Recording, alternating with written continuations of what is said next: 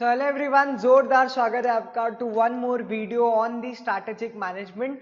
आज हम लोग आगाज करने वाले हैं एक और नए चैप्टर का, which is organisation and strategic leadership. I want say it is the very important chapter. The reason being कि एक ही क्वेश्चन इस चैप्टर में से आता है और बहुत ज्यादा ऑब्जेक्टिव्स भी इससे नहीं पूछे जाते। This is more like 12th standard business studies, क्योंकि जो हम लोग इस चैप्टर में पढ़ने वाले हैं वो कहीं ना कहीं आपने 12th में ऑलरेडी पढ़ रखा होगा। एक बार ओवरव्यू करते हैं। Organization strategic leadership, it is divided into 4 parts. हमें सबसे पहले पढ़ना है ऑर्गेनाइजेशन स्ट्रक्चर, उसके बाद हमें पढ़ना है स्ट्रैटेजिक लीडरशिप, फिर हमें पढ़ना है स्ट्रैटेजी और कल्चर के बीच में relationship, and lastly we need to discuss entrepreneurship and intrapreneurship. ऐसे दो कॉन्सेप्ट्स भी हमें लास्टली डिस्कस करना है। तो ऑल टुगेदर 4 पार्ट्स हैं इस चैप्टर के। और जो क्वेश्चन आता है यूजुअली वो स्ट्रक्चर से सबसे ज्यादा क्वेश्चन पूछे जाते हैं, उसके बाद स्ट्रैटेजी सपोर्टिव कल्चर से सबसे ज्यादा क्वेश्चन पूछे जाते हैं, then this second and fourth point will have 1 star only.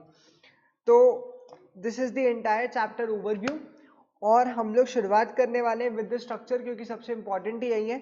और स्ट्रक्चर में इतने सारी चीजें हम लोग करने वाले हैं। एक simple structure, functional structure, divisional, multi divisional, SBU, matrix, network and our class. तो ये सारे स्ट्रक्चर्स हम लोग एक एक करके डिस्कस करेंगे।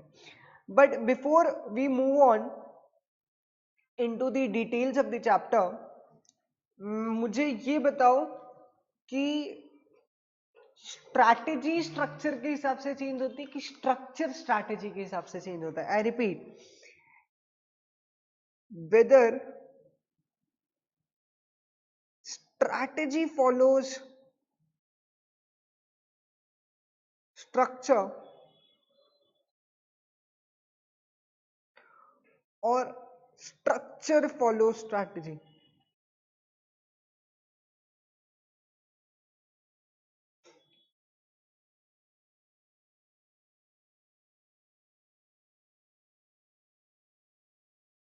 मतलब सवाल ये है कि क्या स्ट्रक्चर को देखकर स्ट्रैटेजी बनती है या फिर स्ट्रैटेजी को देखकर स्ट्रक्चर बनता है? आई रिपीट, स्ट्रक्चर को देखकर स्ट्रैटेजी बनती है या फिर स्ट्रैटेजी को देखकर स्ट्रक्चर बनता है? Just think of it once कि क्या होता होगा। बहुत सारे लोग बोलेंगे सर जो स्ट्रैटेजी है ना वो स्ट्रक्चर को देखकर बनती है, क्योंकि जिस ऑर्गेनाइजेशन का जैसा स्ट्रक्चर होगा हम लोग उसी हिसाब से स्ट्रैटेजी प्लान करेंगे और तभी जाकर कॉम्पिटिटिव एडवांटेज अचीव कर पाएंगे। कुछ लोग बोलेंगे सर ये बिल्कुल गलत है, स्ट्रैटेजी स्ट्रक्चर को फॉलो नहीं करती, स्ट्रक्चर स्ट्रैटेजी को फॉलो करता है। जैसी जैसी स्ट्रैटेजी होगी वैसे वैसे हम लोग स्ट्रक्चर बदलते चले जाएंगे। So there might be two different opinions on this particular question. तो प्लीज इसको याद रखना कि strategy is more important for the organization, strategy is important and structure follows a strategy.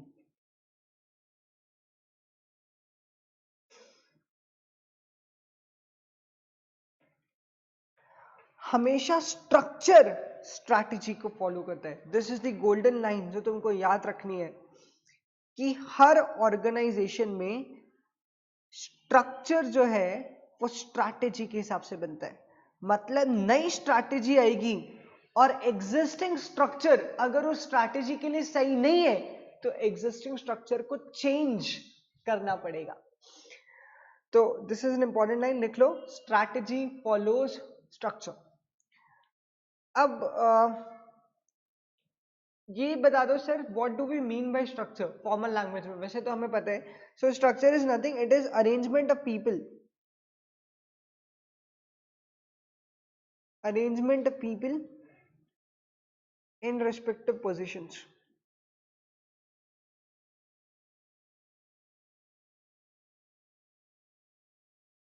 So what is structure? It is arrangement of people in respective positions. It is arrangement of people in respective positions. मान लो हम 4 लोगों ने business start किया, ये टुन्नू है, फिर ये राम है, ये श्याम है और ये मैं हूं, ऐसे 4 लोग हैं, ठीक है। अब हम 4 लोगों ने मिलकर एक बिजनेस स्टार्ट किया और हम लोगों ने डिसाइड किया कि जो टुन्नू है वो हमारा सीईओ होगा टॉप पर, क्योंकि वो सबसे नॉलेजेबल आदमी है। This is something very basic, we have studied this in class 12th, but फिर भी एक बार कवर जरूर कर लेते हैं। So Tunnu will be the CEO और टुन्नू के नीचे 3 लोग आकर काम करेंगे, श्याम, राम और मैं, पीपीवाई, ठीक है। तो श्याम जो है हमारा हो जाएगा फाइनेंस हेड, राम मार्केटिंग देखेगा, मैं एचआर देख लूंगा और फिर हमारे नीचे 10-10 एम्प्लॉइज होंगे। तो हम लोग एक बिजनेस स्टार्ट कर रहे थे और बिजनेस में हम लोगों ने ऐसा डिवीजन कर लिया, जितने भी लोग बिजनेस में जुड़ेंगे वो इस तरीके से जुड़ेंगे, दैट वी हैव डिसाइडेड। तो हम लोगों ने लोगों को अरेंज किया इन अ रिस्पेक्टिव पोजीशन, बस इसी को ही स्ट्रक्चर बोलते हैं। So in reality what is structure? कुछ नहीं करने, जितने भी लोग ऑर्गेनाइजेशन में काम करते हैं उनको अथॉरिटी रिस्पॉन्सिबिलिटी रिलेशनशिप में, अथॉरिटी रिस्पॉन्सिबिलिटी रिलेशनशिप के अकॉर्डिंग लाइन ऑफ एक्शन बनाकर लिख दो तो वो स्ट्रक्चर कहलाएगा। So what is structure? It represents the authority and responsibility relationship among various personnel working in an organization. लिख लो, मैं एक और डेफिनेशन बोल देता हूं। Structure is nothing, it is an authority responsibility relationship, it is an authority responsibility relationship among various personnel in the organization, among various personnel in the organization। Sir अब सवाल ये है कि आपने बोल दिया स्ट्रैटेजी के हिसाब से स्ट्रक्चर बनता है, मतलब स्ट्रक्चर जो है वो स्ट्रैटेजी को फॉलो करता है। Why is it like this? ऐसे तो फिर स्ट्रक्चर बार बार चेंज होता रहेगा, तो क्या ये ऑर्गेनाइजेशन के लिए अच्छा है? और जब हम लोग स्ट्रैटेजी बना रहे हैं तो क्या हमें स्ट्रक्चर को ध्यान में ही नहीं रखना है? The answer is quite diplomatic. आप जब स्ट्रैटेजी बनाते हो तो strategy does not come out all of a sudden, it evolves over a period of time, ऐसा हम लोग डिस्कस कर चुके थे। तो स्ट्रैटेजी का ट्रैक एक डिसाइडेड होता है और स्ट्रक्चर चेंज होता है, लेकिन ऐसा नहीं कि हर साल ही चेंज हो जाएगा। जैसे जैसे आप अपने लॉन्ग टर्म विजन की तरफ बढ़ते हो तो हर 5 साल, 8 साल, 10 साल में स्ट्रक्चर चेंज करना पड़ता है ऑर्गेनाइजेशन का, just to achieve those long term goals. So it's not like कि स्ट्रैटेजी के कारण स्ट्रक्चर चेंज होता है तो हर साल ही स्ट्रैटेजी चेंज होगी। Strategy is always going to be long term for the organization. Short term reactive strategy हो सकती है, लेकिन प्रोएक्टिव हमेशा लॉन्ग टर्म ही होगी।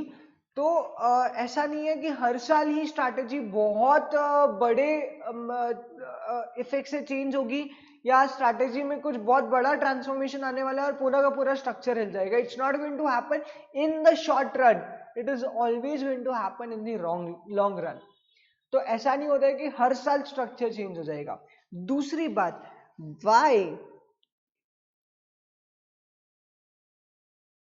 why structure follows strategy?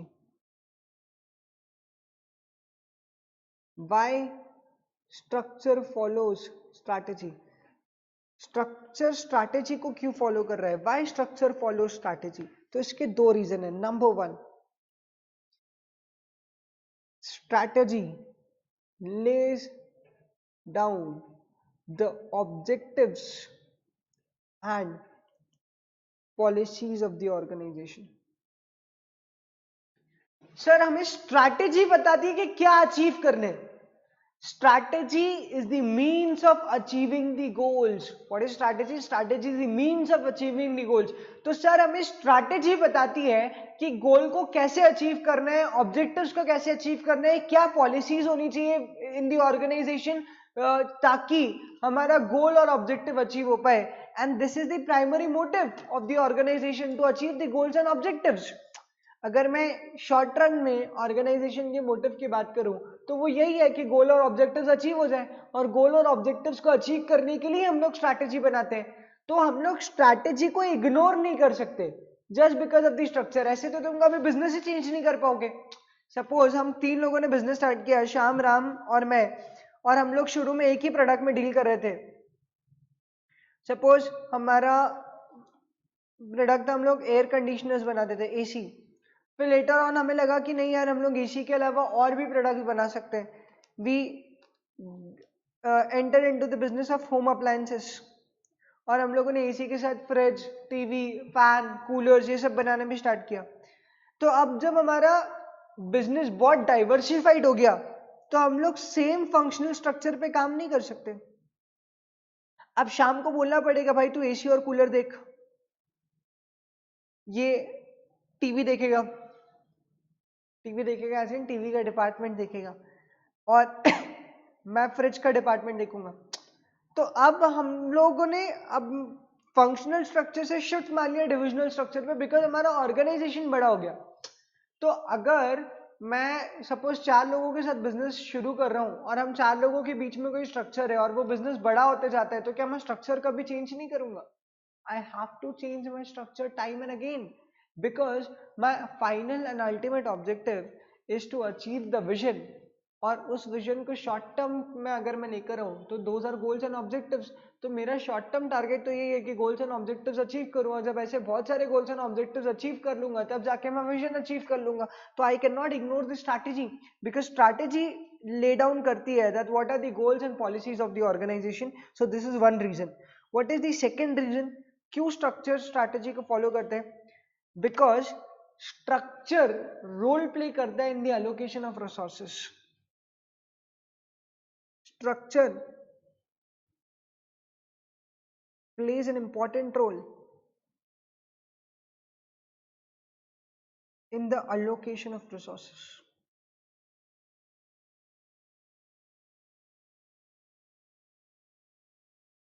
To achieve goals and objectives.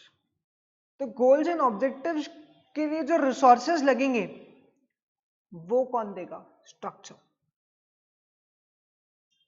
तो 2 पॉइंट्स के कारण स्ट्रक्चर फॉलो स्ट्रैटेजी, क्योंकि स्ट्रक्चर को चेंज होना पड़ेगा एज पर द स्ट्रैटेजी, क्योंकि स्ट्रैटेजी ऑब्जेक्टिव्स एंड गोल्स को ले डाउन करती है and which can not be ignored in any case. That is the prime objective of the business in the short run. और दूसरी बात कि स्ट्रक्चर हेल्प करता है in the allocation of resources ताकि गोल्स एंड ऑब्जेक्टिव्स को achieve किए जाए. तो इट्स वेरी इंपॉर्टेंट कि अगर तुम्हारी स्ट्रैटेजी में नए ऑब्जेक्टिव्स और नई पॉलिसीज आई हैं तो स्ट्रक्चर भी चेंज हो ताकि एलोकेशन ऑफ रिसोर्सेज इस तरीके से हो पाए कि वो गोल्स एंड ऑब्जेक्टिव्स हम लोग अचीव कर लें. So this are the 2 reasons जिसकी वजह से स्ट्रक्चर जो है वो स्ट्रैटेजी को फॉलो करते हैं. एक एग्जांपल तुम लोग जरूर लिख लो. देखो, I will give you a very simple example जिससे ये बात तुम्हारे दिमाग में फिट हो जाएगी. लिखो एग्जांपल. अगर सपोज इंडियन टीम में यजुवेंद्र चहल बॉलिंग कर रहे हैं, तो बताओ यजुवेंद्र चहल की स्ट्रैटेजी डिफरेंट होगी.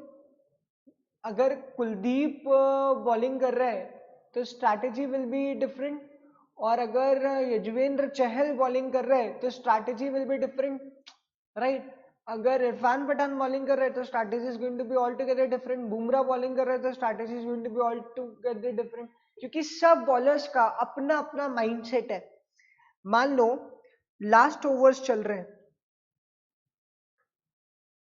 40 से 50, तो रन बचाने पर ज्यादा फोकस होगा कि विकेट लेने पे.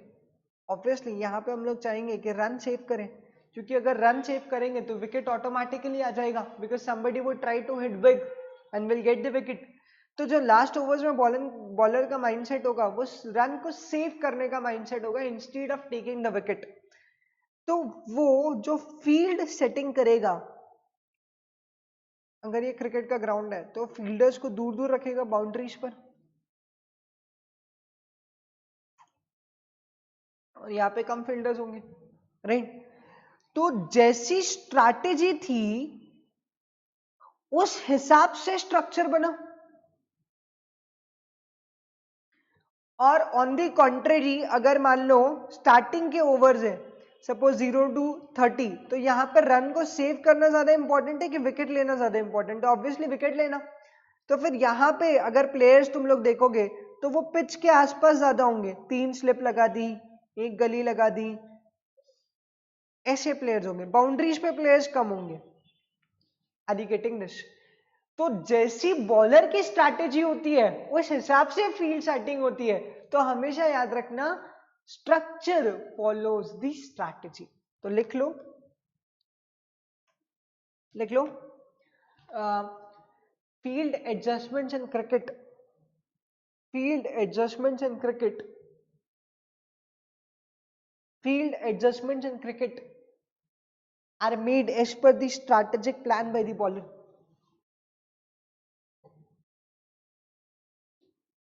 Field adjustment in cricket are made as per the strategic plans by the bowlers.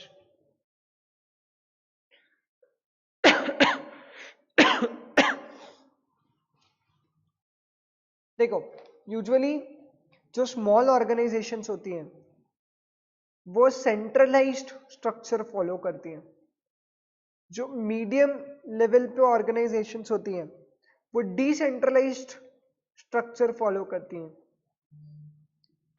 और जो बिग ऑर्गेनाइजेशंस होती हैं वो ऑटोनॉमस या सेपरेट स्ट्रैटेजी फॉलो करती हैं। So centralise, decentralise, separate. I can just make a diagram और a chart for this.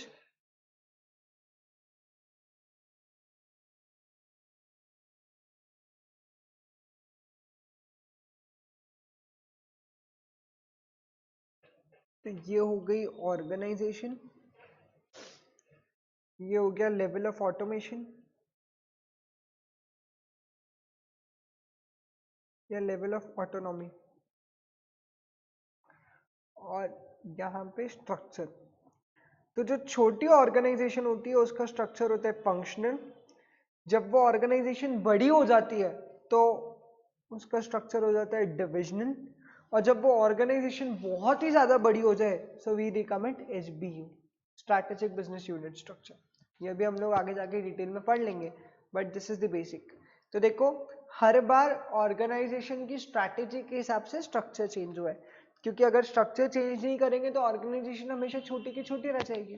So this was an important point. अब इसमें एक मॉडल दे रखा है which is called Chandler's strategy structure relationship।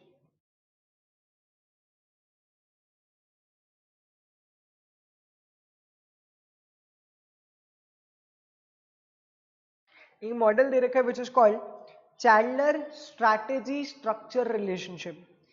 Chandler बोलता है कि आप सबसे पहले स्टेप 1 में नई स्ट्रैटेजी बनाते हो, न्यू स्ट्रैटेजी इज फॉर्म्ड। अगर आप नई स्ट्रैटेजी बनाते हो, जैसे मॉड्यूल में लिखा हुआ है, मैं सिर्फ शो कर रहा हूँ, तुम लोग चाहो तो भले ही नोट ना करो, मॉड्यूल में it's already given, in my book it is already given. तो जब भी तुम लोग नई स्ट्रैटेजी बनाते हो तो हो सकता है कि नई प्रॉब्लम्स अराइज हो इन दी ऑर्गेनाइजेशन, न्यू एडमिनिस्ट्रेटिव प्रॉब्लम्स आ जाए।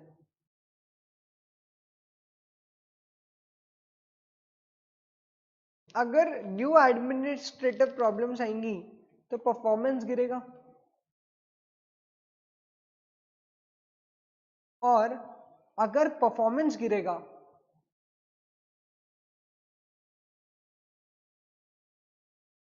तो तुम्हें नया स्ट्रक्चर लॉन्च करना पड़ेगा। You need to get the new structure in the organization. तो न्यू स्ट्रक्चर, और अगर नया स्ट्रक्चर आ गया तो परफॉर्मेंस इनहैंस हो जाएगा। कि वो प्रॉब्लम सॉल्व कर देगा, तो परफॉर्मेंस एनहांस हो जाएगा।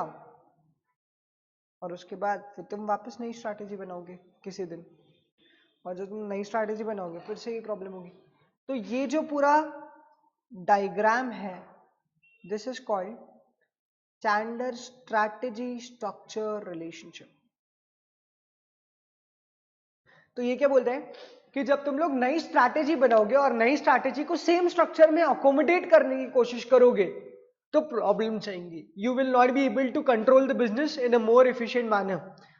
उन प्रॉब्लम्स के कारण तुम्हारी ऑर्गेनाइजेशन का परफॉर्मेंस गिरेगा, हो सकता है सेल्स गिर जाए, हो सकता है कस्टमर सेटिस्फैक्शन गिर जाए, और इसके लिए तुम्हें नया स्ट्रक्चर बनाना पड़ेगा। जैसे ही तुम नया स्ट्रक्चर बनाओगे अपनी नई स्ट्रैटेजी को अकोमोडेट करने के लिए परफॉर्मेंस बढ़ जाएगा, and this will keep on continuing on a regular basis.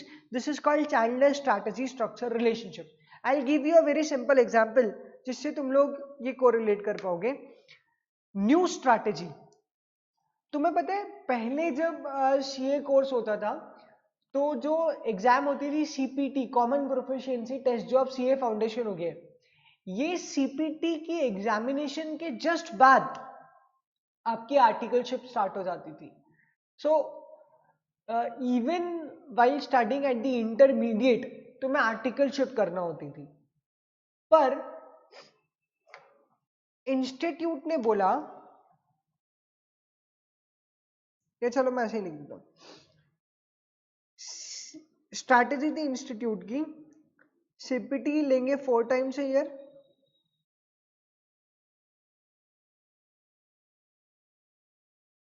ये इंस्टीट्यूट की स्ट्रैटेजी थी। सीपीटी लेंगे 4 times a year और सीपीटी के बाद स्टार्ट हो जाएगी आर्टिकलशिप। ये इंस्टीट्यूट की स्ट्रैटेजी थी। अब नई प्रॉब्लम्स क्या आई, एडमिन प्रॉब्लम्स क्या आई? एडमिन प्रॉब्लम्स ये आई कि सीपीटी के जस्ट बाद बहुत there will be a lot of people, क्योंकि सीपीटी क्लियर करना इज इजी, तो बहुत सारे लोग सीपीटी पास आउट कर देते थे, और अगर सीपीटी पास आउट हो जाते थे तो दे रिक्वायर्ड आर्टिकलशिप, लेकिन इतने चार्टर्ड अकाउंटेंट्स ही नहीं थे जो आर्टिकलशिप दे पाए, तो आर्टिकलशिप प्रॉब्लम्स आती थी। अब जब आर्टिकलशिप प्रॉब्लम्स आती थी तो आईसीएआई का परफॉर्मेंस डिक्रीज होता था, तो आईसीएआई ने अपना स्ट्रक्चर चेंज किया और उसने बोला देखो स्ट्रैटेजी 4 times a year नहीं थी, इसको थोड़ा सा चेंज कर लो, ऐसा कर लो तुम लोग कि स्ट्रैटेजी ये थी कि student should get articleship, strategy ये थी students should get practical training.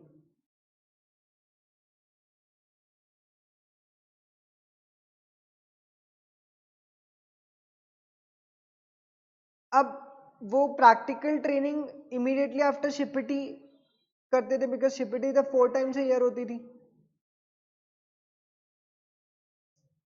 और सीपीटी के 10 बार आर्टिकलशिप स्टार्ट हो जाती थी, तो प्रॉब्लम्स क्रिएट होती थी। प्रॉब्लम्स क्रिएट होती थी तो आईसीए का परफॉर्मेंस डिक्रीज होता था, क्योंकि आर्टिकलशिप के स्टूडेंट्स बहुत ज्यादा थे, because there are lot of students who clear CPT but there are very less students who clear CA intermediate, क्योंकि बहुत सारे बच्चे इंटर में आके सिलेबस देखकर सीए छोड़ देते हैं, राइट, और they couldn't pass it for like consecutive attempts और मोर देन दैट। तो आईसीएआई को फायदा मिलता है अगर वो इंटर के बाद आर्टिकलशिप देते हैं, क्योंकि डिमांड एंड सप्लाई रेगुलेट हो जाता है, लेकिन अगर फाउंडेशन के बाद ही आर्टिकलशिप देना स्टार्ट कर देते तो डिमांड बहुत थी आर्टिकलशिप की, लेकिन उतना सप्लाई नहीं था, तो आईसीएआई का परफॉर्मेंस गिरा। तो आईसीएआई नया स्ट्रक्चर लेके आया और उसने बोला आर्टिकलशिप आफ्टर इंटर, आर्टिकलशिप हम लोग करवाएंगे आफ्टर इंटरमीडिएट, और आईसीएआई का परफॉर्मेंस एनहांस हो गया। So this is the relationship between the strategy and the structure. कुछ सोचा है उसके कारण प्रॉब्लम्स आ रही है, you need to change the structure just to achieve your strategy. तो प्लीज इसको लिख लो, बहुत सारा डिस्कशन कर लिया हम लोगों ने स्ट्रैटेजी और स्ट्रक्चर पे, प्लीज इतना लिख लो।